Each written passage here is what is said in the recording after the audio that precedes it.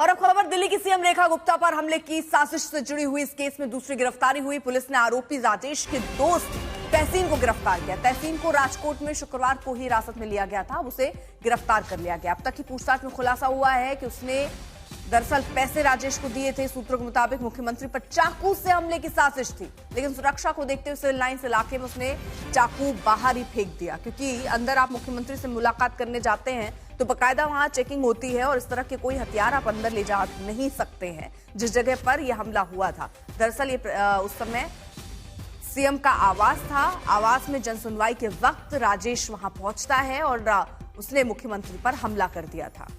इरादा चाकू से हमला करने का था, लेकिन सुरक्षा को देखते हुए उसने सिविल लाइंस उसी इलाके में जहां पर मुख्यमंत्री का आवास है वहीं पर चाकू फेंका और अंदर जाने की फिर योजना बनाई।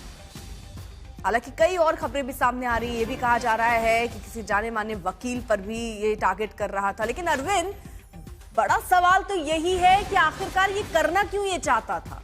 ये किसी वकील को अगर टारगेट करना चाहता था तो क्यों, मुख्यमंत्री को चाकू से मारना चाहता था तो क्यों?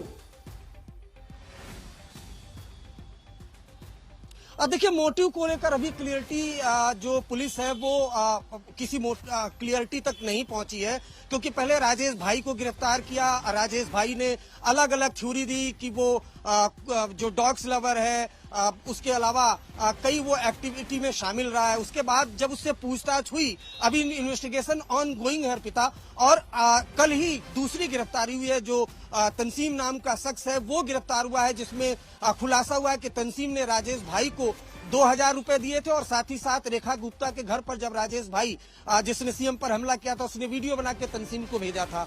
एक तो ये, दूसरा, दोनों को जब कन्फ्रंट कराया गया तो ये बात का खुलासा हुआ कि सुप्रीम कोर्ट में किसी नामचीन शख्स पर हमला करना चाहता था। सिक्योरिटी वहां टाइट थी, इस वजह से वो प्लान कैंसिल हो गया। दूसरा प्लान बनाया कि सीएम पर नाइफ से अटैक करना है, चाकू से अटैक करना है, लेकिन वहां पर सिक्योरिटी टाइट थी, इस वजह से वो प्लान भी कैंसिल करना पड़ा।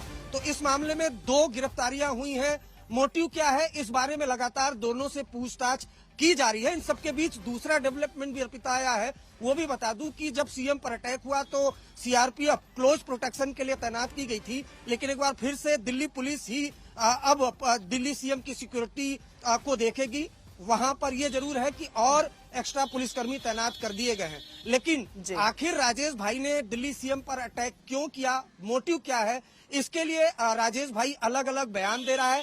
इस वजह से मल्टीपल एजेंसी, दिल्ली पुलिस की स्पेशल सेल, इंटेलिजेंस ब्यूरो की टीम लगातार उससे पूछताछ कर रही है। अब 2 किरदार सामने आ चुके हैं, लिहाजा दोनों को आमने सामने बिठाकर पूछताछ की जा रही है, कन्फ्रंट किया जा रहा है, ताकि दिल्ली पुलिस किसी नतीजे तक पहुंच सके कि इस मामले में मोटिव क्या था। अर्पिता, चलिए, बहुत बहुत शुक्रिया अरविंद तमाम